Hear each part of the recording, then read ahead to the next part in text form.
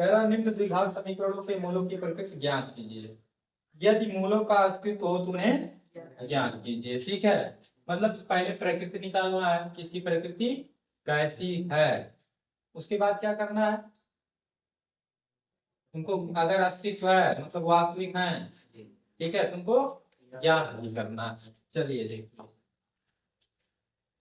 तो दी गई द्विघात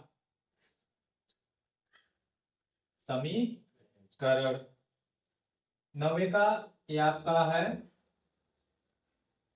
पहला सवाल। ठीक, इसमें 3 है, एक बता दे रहे हैं, 2 आप कर लेंगे और नहीं कर पाएंगे तो पूछ लीजिएगा अगले दिन। 2x² माइनस 3x प्लस 5 बराबर 0।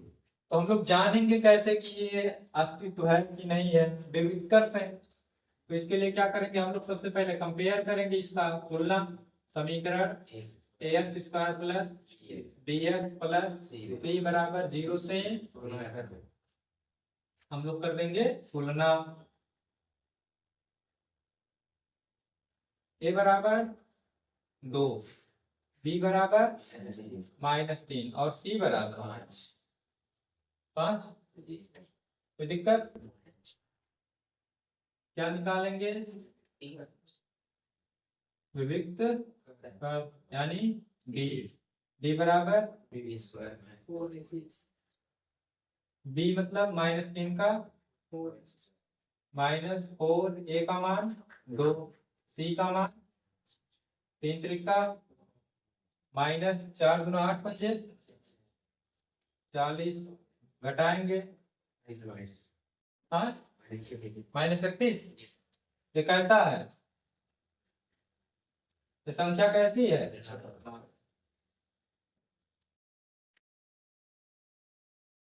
कैसी है, यानी 0 से कम है, 0 से कम है, मूल का होगा नहीं, तो यहाँ लिखेंगे क्योंकि b² minus 4ac less than 0, इसलिए मूलों का अस्तित्व नहीं। जब मूलों का अस्तित्व नहीं है तो ज्ञात कर सकते हैं या लिख सकते हैं मूल अविकल्पित हैं, तो इनको ज्ञात नहीं करना है, तो ज्ञात नहीं करना है तब क्या। अब आगे 90 का दूसरा, दी गई द्विघात समीकरण, दी गई द्विघात समीकरण क्या है, 3x² 4√3x प्लस 4 बराबर 0। तुलना करेंगे, समीकरण ax² प्लस c बराबर 0।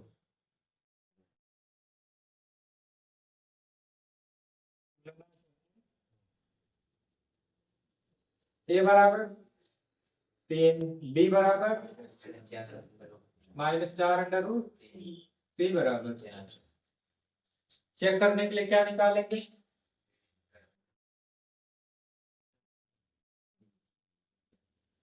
b बराबर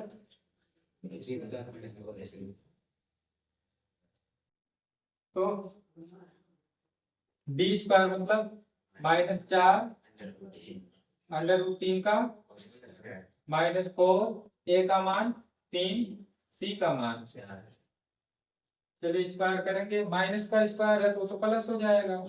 4 का स्क्वायर 16, √3 का स्क्वायर 3, यानी 16 तिया 48, -4 तिया 12 चौक 48 -48 यानी 0। विविध कर कितना आ गया 0। तो चूंकि b² माइनस 4ac बराबर 0, इसलिए मूलों का क्या है अस्तित्व है। अगर लिखना चाहते हैं तो समीकरण के मूल कैसे होंगे? समीकरण के मूल, समीकरण के मूल वास्तविक तथा समान होंगे, वास्तविक होंगे और समान होंगे। अब इसको ज्ञात भी करना है, तो देखिए ये पता है, सब पता कर लिए हैं, तो हम लोग के पास है ना सूत्र, त्रिधराचार्य नियम से, त्रिधराचार्य नियम से, या फिर आप लिखेंगे द्विघाती सूत्र से। ठीक, क्या होता है? x बराबर minus B plus minus under root B square minus 4ac upon 2a। तो x का मान x निकल जाएगा। अब गुणनखंड करके भी निकाल सकते हो, गुणनखंड करके भी निकाल सकते हो। ठीक, ध्यान से इसको देखोगे तो ये अंडर रूट 3x का होल स्क्वायर है और एक 2 का स्क्वायर है, तो ये हो जाएगा अंडर रूट 3x माइनस 2 का होल स्क्वायर। या फिर आप वैसे गुणनखंड कर लेंगे जैसे आप तोड़ करके करते हैं, और नहीं तो होल स्क्वायर से इसको जान ही जाएंगे। अब x बराबर माइनस है, पहले से लिख दिए हैं, b का मान कितना है?